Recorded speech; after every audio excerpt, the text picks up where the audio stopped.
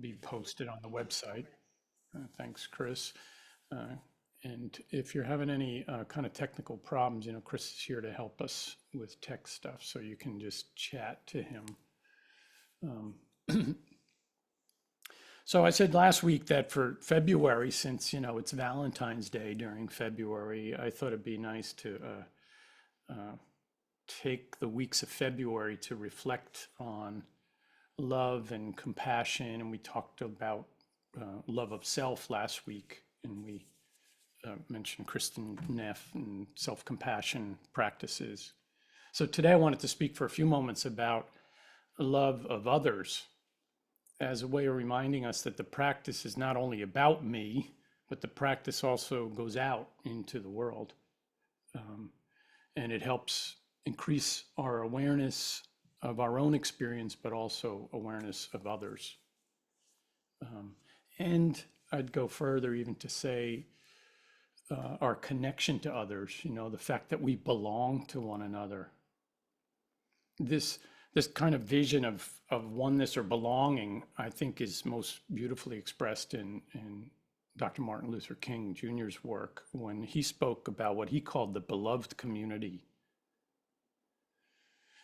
And King's beloved community was not a romantic idea at all. It envisioned a world, though, that was free from racism, poverty, hate, and violence. And for King, though, it was a realistic and achievable goal that could be attained by people who were committed to and trained in the philosophy and the methodology of nonviolence.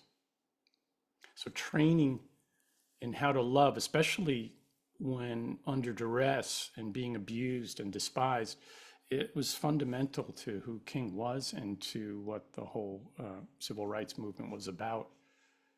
And so, in mindfulness, we're also training ourselves to be more loving. We're also engaging in a nonviolent method for expanding our compassion, reducing judgments, and inviting an open-heartedness toward ourselves, yes, and to others. And the vision of the beloved community and the practice of mindfulness are both about cultivating deep love and then living our lives rooted in and coming from that place of love and compassion. For King, animating the possibilities for developing a community built on love was for him a global vision. And I think that vision can be instructive for us as mindfulness practitioners as we come to understand our practice as being ultimately about love, a love of self and a love of others, and a love that is so expansive that it can include the whole world. In his book, Strength to Love, King addresses the role of unconditional love and justice in society and reminded us that it was not meant only for those who are oppressed, but also for the oppressors too, and for all people. And as he often said, we've heard it, injustice anywhere is a threat to justice everywhere. So King did not leave out anyone from the beloved community. And I think this too is true for our mindfulness practice. We don't pay attention only to that which we like while rejecting that which we don't like. And we use this language about noticing everything that's pleasant or unpleasant or neutral. And the neutral does not mean that it's nothing. Neutral is something that carries neither strong liking nor strong disliking, and therefore could be at risk of being just ignored or left out or rejected for not being, interesting enough. But no, in mindfulness, we include it all in our awareness, and there's no real separating out. It's inclusive. And this was King's vision as well, inclusivity. And this can be our vision in our practice, that it's a practice of acceptance, and that love is the heart and soul of the practice of mindfulness. And when we begin to live life more deeply and more mindfully, it becomes clear that the practice is not limited to personal or individual transformation, but rather to global transformation. Today's research on health and wellness supports this vision. And it highlights the benefits of cooperation, care, and compassion, which helps us not just to survive, but to thrive. You could go check out the Harvard study on adult development that showed evidence that embracing community protects people from life's discontents. Living in a strong community helps to delay mental and physical decline, and community life is a better predictor of long and happy lives more than social class, IQ, or even genes. So I'll put that link on that resource page on the website for that study. It's interesting. It's been going on a long time, 80 years or so. So in times of stress, suffering, disunity, may we practice at opening up our hearts and cultivating a deeper sense of love. So let's begin a practice now of mindfulness, a simple practice of just sitting in the moment with awareness of the breath and body. And let's see if we can engender or cultivate this kind of awareness that's, we generally use this broad non-judgmental term for that. But maybe we could also add to that a loving awareness, a gentle awareness, a non-violent awareness when we start to notice everything coming and going. And when we notice our own challenge in clinging to or in rejecting things. So let's adjust ourselves with a posture now that supports this intentional sitting in the moment. Get your feet flat on the floor, or your buttocks in the chair or on the floor. Let your hands come to rest on the legs or in the lap. And releasing down in the shoulders and maybe parting the lips slightly so that any tension in the jaw is released. We're not forcing this, just an invitation to be calmly present in the moment.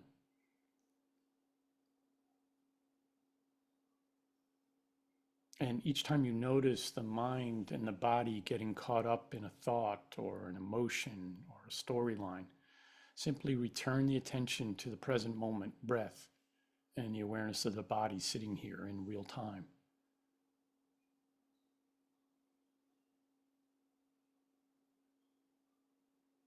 And along with all this noticing and returning to the moment, see if you can do so as best you can by adopting this kind of open attitude of curiosity toward all that's presenting.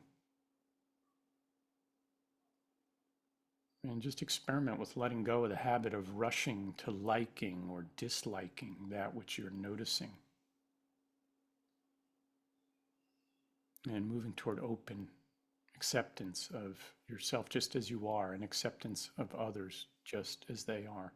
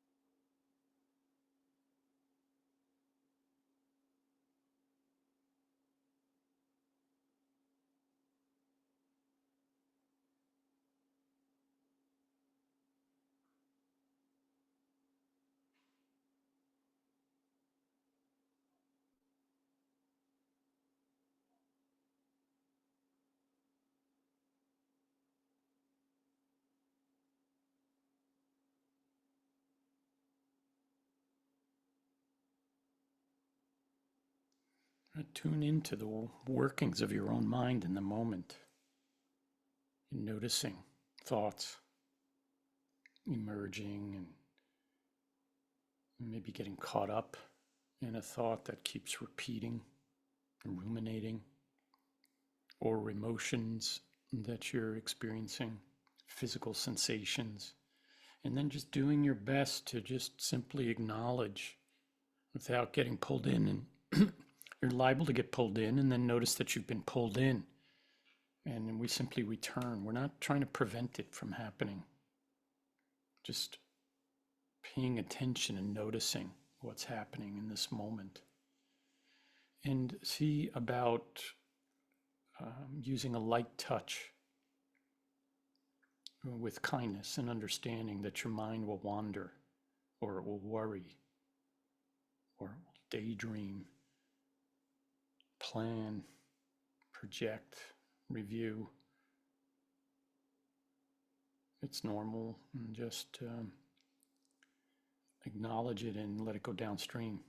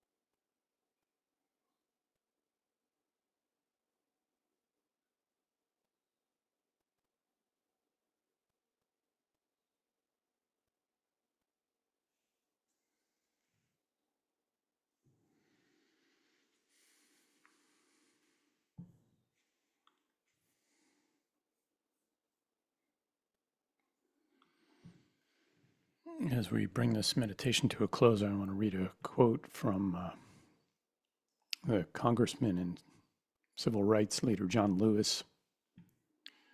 This is from his book, Across That Bridge, Life Lessons and a Vision for Change. Lewis says, anchor the eternity of love in your own soul and embed this planet with goodness. Lean toward the whispers of your own heart. Discover the universal truth and follow its dictates. Release the need to hate, to harbor division and the enticement of revenge. Release all bitterness. Hold only love, only peace in your heart, knowing that the battle of good to overcome evil is already won. Choose confrontation wisely, but when it is your time, don't be afraid to stand up, and speak out against injustice. And if you follow your truth down the road to peace and the affirmation of love, if you shine like a beacon for all to see, then the poetry of all the great dreamers and philosophers is yours to manifest in a nation, a world community, and a beloved community that is finally at peace with itself.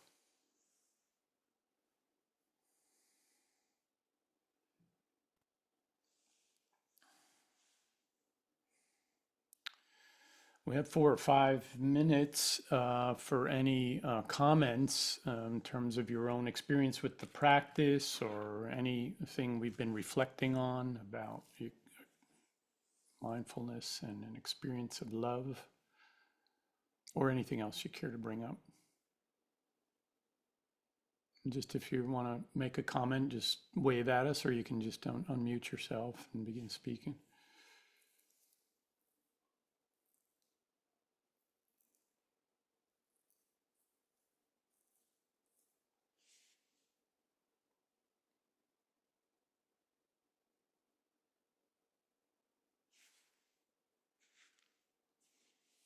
Questions too are welcome.